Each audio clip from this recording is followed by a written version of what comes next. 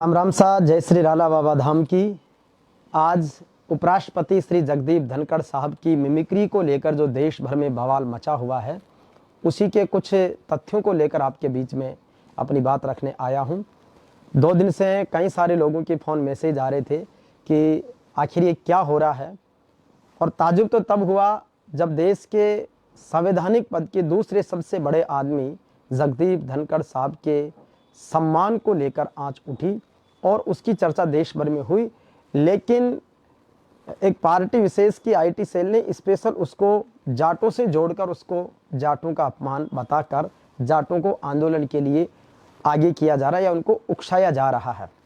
हालांकि कुछ जो इंटेलेक्चुअल लोग हैं, बुद्धिजीवी लोग हैं, जिनकी अपनी सीमाएं हैं, वो अपनी बात कह नहीं सकते। कुछ पार्टी से बंधे हुए लोग हैं, वो भी अपनी पार्टी की विचारधारा से बाहर नहीं आ सकते, वो अपनी उनकी एक लिमिटेशंस हैं।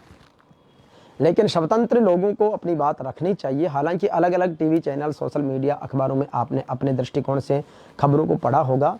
सबसे पहले तो ये कि ये स्थिति आखिर आई कैसे, और ये न केवल उपराष्ट्रपति का अपमान है बल्कि पूरे देश का अपमान है। तो इसके लिए देश को आगे आना चाहिए।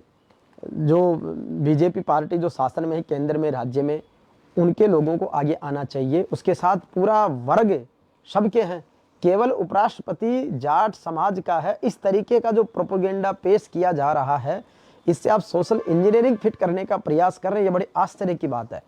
उपराष्ट्रपति महोदय जगदीप धनखड़ साहब जी के सानिध्य में हमने कई कार्यक्रम किए हैं। हम उनका बहुत रेस्पेक्ट करते हैं। वो वाकई में बहुत इंटेलिजेंट आदमी हैं, बहुत विद्वान आदमी हैं, बहुत सहनशील आदमी हैं और बहुत विराट व्यक्तित्व के धनी हैं। उनके अपमान को कोई भी बर्दाश्त नहीं करेगा।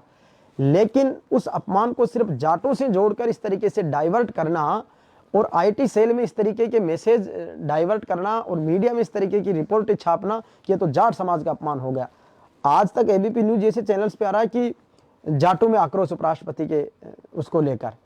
तो आप ताजुब करेंगे कि इसको जातिवाद से नहीं, उपराष्ट्रपति का पद साहब बहुत बड़ा होता है। एक जाति में सीमित मत करो। और उपराष्ट्रपति जी ने पद ग्रहण करने के बाद में जिस तरीके के काम किए हैं, जिस तरीके के दौरे किए हैं, जिस तरीके से राष्ट्र की एकता, अखंडता के लिए उनके संदेश हैं, जिस तरीके से वो फॉरेन डेलीगेशंस के साथ में जो अन्य विदेशी राष्ट्र अध्यक्ष आते हैं उनके साथ में उनका व्यवहार और उनकी जो काबिलियत है, वो कितने देश के लिए गौरव है। और उसको आप सिर्फ जाट जाति में बांटने का प्रयास जो कर रहे हैं, उसको लेकर के मेरी राय है। दूसरी बात है, इसे सिर्फ किसानों का अपमान और जाटों का अपमान बताया जा रहा है। तो क्या बाकी का सम्मान बढ़ रहा है क्या इससे, जो बाकी के लोग इस तरीके से वो कर रहे हैं?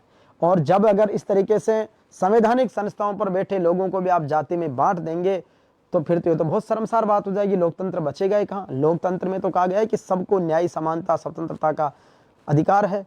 वो सब सम्मानीय, और संवैधानिक संस्थाओं पर बैठे लोग तो सबके लिए सम्मानीय होते हैं।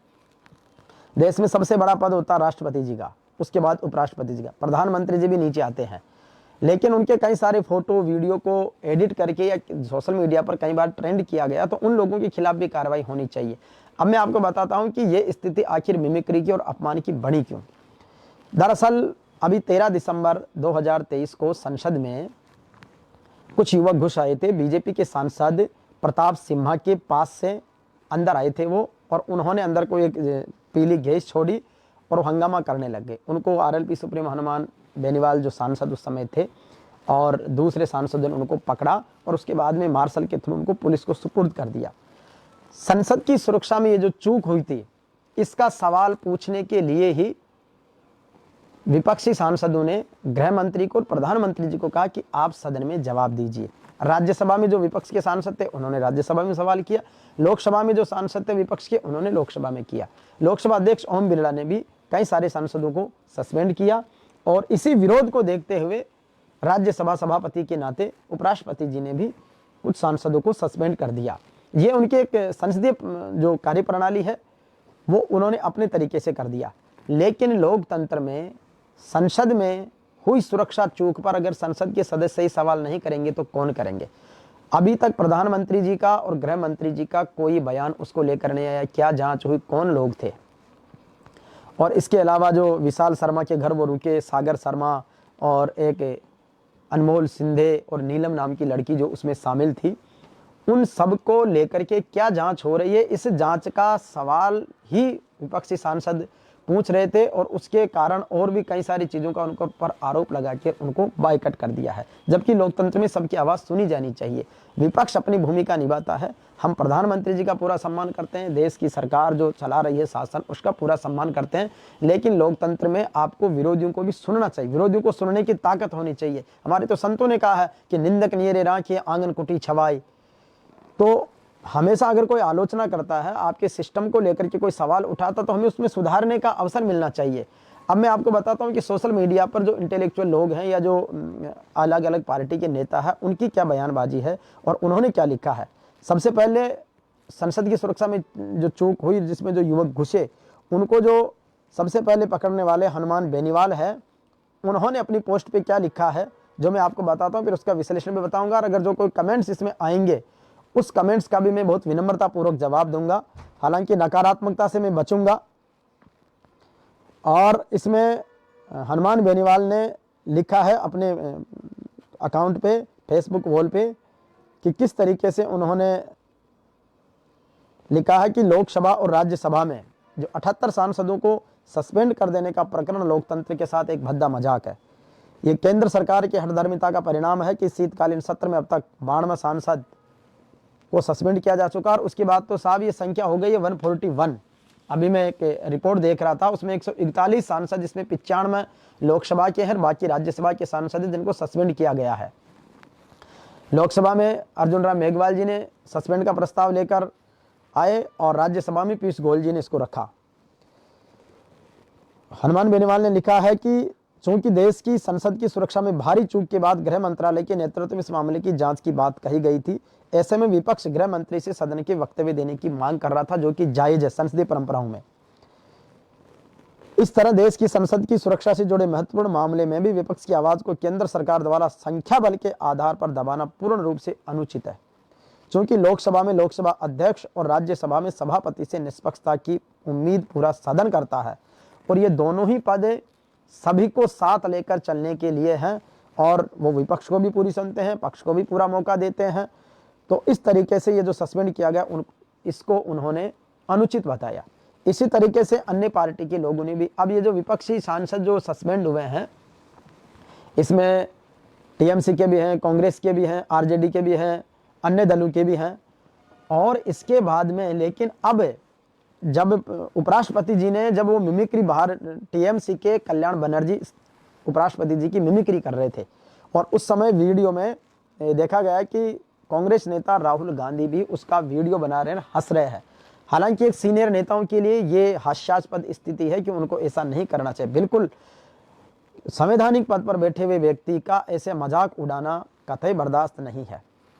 लेकिन आखिर एक ऐसी स्थिति क्यों हो जाती है?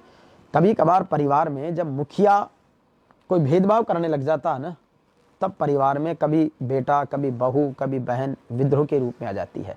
अपनी मर्यादाओं में रहते हैं, कई बार मर्यादाएं भूल भी जाते हैं लोग। तो यही स्थिति यहाँ पर परिवार के मुखिया लोकसभा में लोकसभा अध्यक्ष जी हैं, राज्यसभा में राज्यसभा के सभापति हैं, जो कि उपराष्ट्रपति होते हैं। अब इस स्थिति को आने के बाद उन्होंने बाद में राहुल गांधी को इंडिकेट करते हुए, पीछे चिदम्बरम जी को इंडिकेट करते हुए स्पेशल कहा कि भाई ये जो घटना हुई है ये बड़ी शर्मनाक है, तो ऐसा नहीं होना चाहिए। तो इस पर सभी ने कहा कि बहुत शर्मनाक है। लेकिन उस स्थिति में जिन लोगों ने ऐसी स्थिति आने दी, एक तो ऐसी स्थिति आनी नहीं चाहिए। अच्छा, अब ये कह रहे हैं कि साहब ये जाट समाज का अपमान है। जब संसद का उद्घाटन हो रहा था उस समय राष्ट्रपति जी को नहीं बुलाया गया, उपराष्ट्रपति जी को नहीं बुलाया गया, उस दिन अपमान नहीं था क्या? उस दिन जाट समाज को बहुत आगे आ जाना चाहिए था, क्यों नहीं आया? आदिवासियों को सारी जगह आंदोलन कर देने चाहिए था, लेकिन ठीक है उन्होंने किया। उसके बाद एक सम्मेलन हुआ था जिसमें कई देशों के लोकसभा के अध्यक्ष आए थे। संपूर्ण जो देश की जो विधानसभाएं, अलग अलग राज्यों की, उन विधानसभाओं के प्रतिनिधियों का सम्मेलन था। उसमें राज्यसभा के सभापति के नाते उपराष्ट्रपति जी जगदीप धनखड़ जी की फोटो तो गायब थी, और राज्यसभा के उपसभापति जी का फोटो उसमें था, और बाकी अन्य लोगों का था। उस दिन क्या उपराष्ट्रपति जी का अपमान नहीं हुआ? जब वो प्रधानमंत्री जी के सामने झुकते, उनकी विनम्रता है, लेकिन उसको कई लोगों ने एडिट करके अलग अलग तरीके से वायरल किया। उन लोगों पर भी कार्रवाई होनी चाहिए, उस दिन भी अपमान था। तो ये चीज़ें, इनका कोई अंत नहीं है। राजनीति में सब अपने तरीके से अपने एजेंडे से काम कर रहे हैं, लेकिन केवल जाट समाज को टारगेट कर देना। राजस्थान में मुख्यमंत्री नहीं बनाया जाट को, लंबे समय से मांग थी। सोशल इंजीनियरिंग का ये फार्मूला दे रहे हैं, क्या जाट का अपमान नहीं है? केंद्र में आज एक भी कैबिनेट मंत्री नहीं है, ये जाटों का अपमान नहीं है?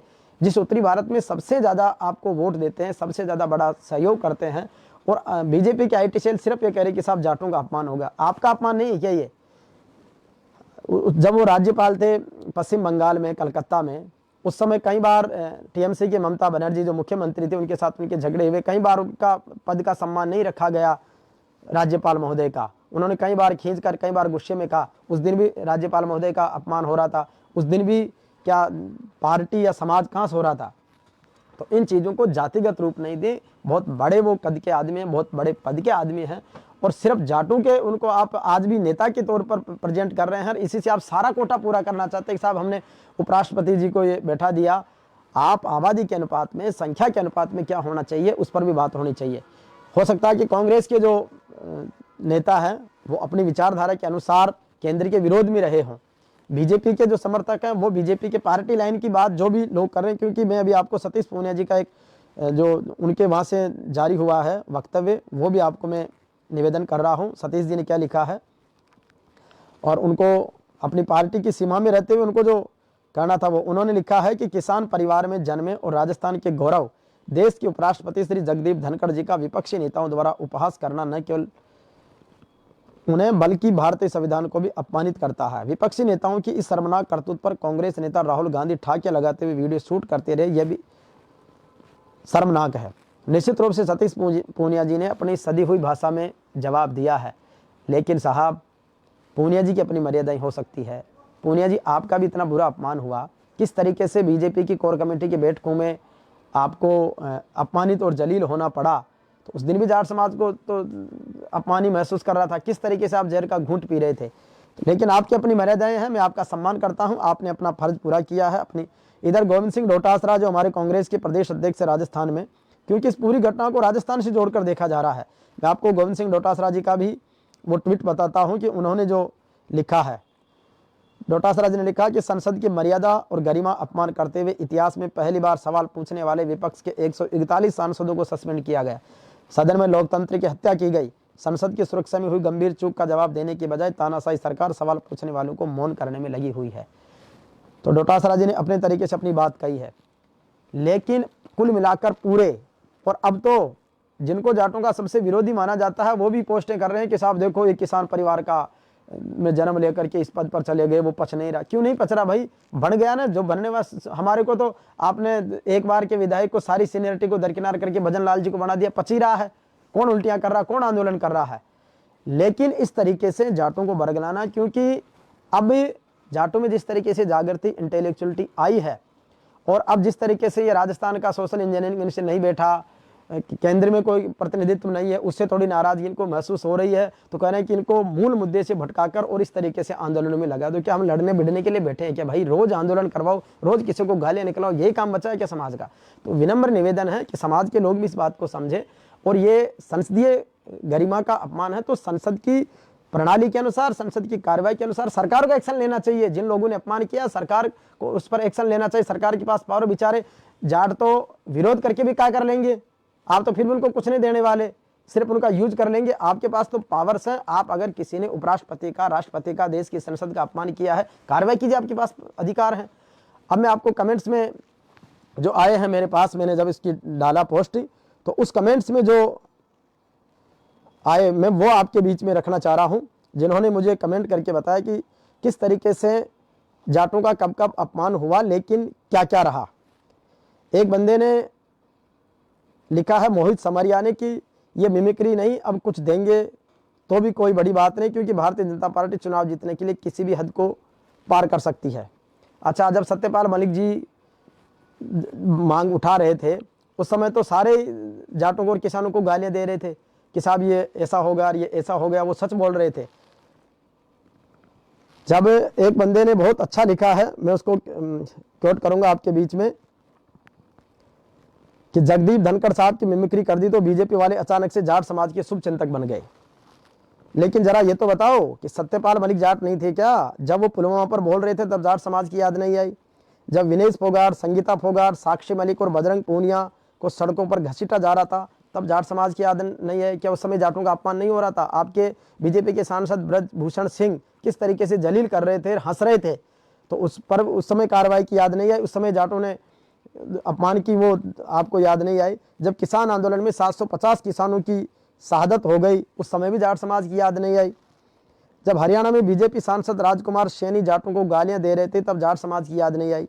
जब हरियाणा में 35 बनाम 1 का जाट विरोधी नारा लगाया जा रहा था तब जाट समाज की याद क्यों नहीं आई? जब हरियाणा के मुख्यमंत्री मनोहर लाल जी खट्टर खुद को नॉन जाट मुख्यमंत्री कहलवाने में गौरव महसूस कर रहे थे, फूले नहीं समाते हैं, और इस एजेंडे से एक पूरे समाज को तमाम जातियों के विरुद्ध खड़ा कर रहे थे, तब जाटों की याद नहीं आई? जब हरियाणा में हर एक अखबार और news channel Jat non Jat का एजेंडा चलाता है और जाट समाज को टारगेट करता है, सरकार कोई कार्रवाई नहीं करती, क्यों जाट समाज याद नहीं आता उस समय? जब अम्बाला में जाति विशेष का नाम देकर जाट समाज को टारगेट करते हुए अखबार में विज्ञापन जारी किया जाता है और भाजपा मेयर प्रत्याशी और बलात्कारी गुरमीत राम रहीम की परम भक्त रेणु बाला के लिए वोट मांगे जाते हैं, तब जाट समाज की याद नहीं आई? इस तरीके के कई कमेंट्स हैं। कुछ कमेंट्स सीधे लाइव से भी जुड़ रहे हैं, मैं उनका भी निश्चित रूप से कहना चाहूँगा। मुकेश कुमार ने लिखा, जाट का अपमान हुआ है, जाटों के ठेकेदार और संगठन चुप क्यों है? जगदीप धनखड़ हमारे गौरव हैं। आज एक विदेशी औरत की कोख से जन्मा एक नीच व्यक्ति उनके अपमान का वीडियो बनाकर वायरल करता है। ये इस तरीके की अपमानजनक भाषाएं नहीं लिखी मुकेश भाई, और ये बात हम भी कह रहे हैं कि उपराष्ट्रपति जी का अपमान हुआ, उसके लिए सरकार को कार्रवाई करनी चाहिए। संजय भाई ने लिखा है कि आ बात मारा ही कम ही लागे, यानी गले कम उतर रही है। निम्बाराम बापोड़े ने कहा कि क्यों अफवाह फैला रहे? बिल्कुल सही है, बिना बात के अफवाह जाटों को बहका रहे हैं। नीचे लिखा है कि ठेकेदारों को अब ये नए बच्चे हैं, कई बार अपनी भावनाओं में कहकर अपनी बात कह देते हैं।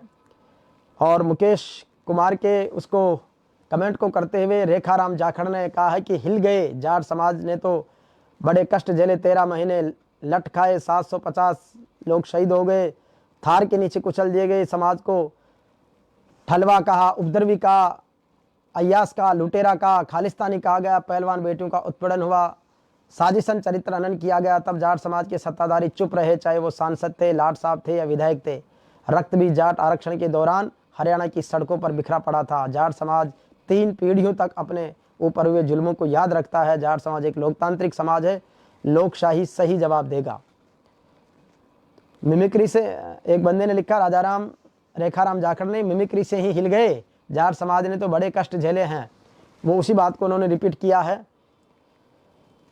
और निश्चित रूप से ये सब चीज़ों को बरगलाने की जो कोशिश हो रही है, डाइवर्ट किया जा रहा है असली मुद्दों से, उन मुद्दों की बात की जाए।